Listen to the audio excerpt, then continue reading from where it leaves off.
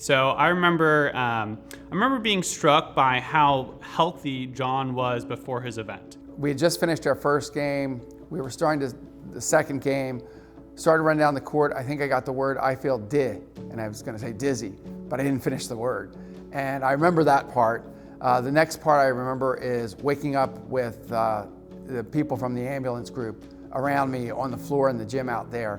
So for John and for most people over the age of 35, it's coronary artery disease. So that's plaque buildup in the arteries that feed the heart itself.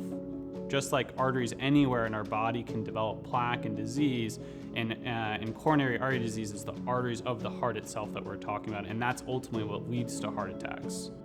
The good news was here at the Y, they have an AED right outside the gym above the water fountain. People really know where that is now.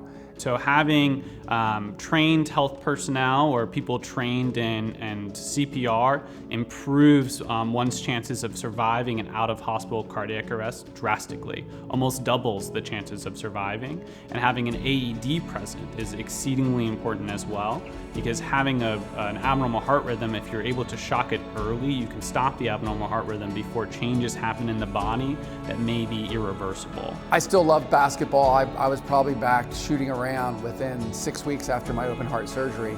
I wasn't allowed to have any contact because your sternum's been cut in half. So they said you got to really be careful not to be impacted on your sternum, which was really nice playing basketball because nobody wants to hit you after that. About a year, a day, and a minute later, we were in one of our regular basketball games. And again, it was like the second game. He was getting ready to bring the ball inbounds and he collapsed. We thought at first that he had hurt his knee and his knee had given out on him, but he was face down. We rolled him over, he was already turning blue. I'm like, this is cardiac arrest. I ran out right away and got the front desk to call 911.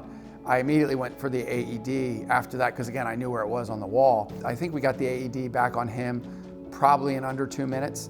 It gave him the first shock in probably under 3 minutes. And by the time the ambulance got there, he was talking, he was, said he felt pretty good. He did wonder what happened to him. It is rare to have a ventricular fibrillation event from exercise. About 1 in 100,000 person years this can happen.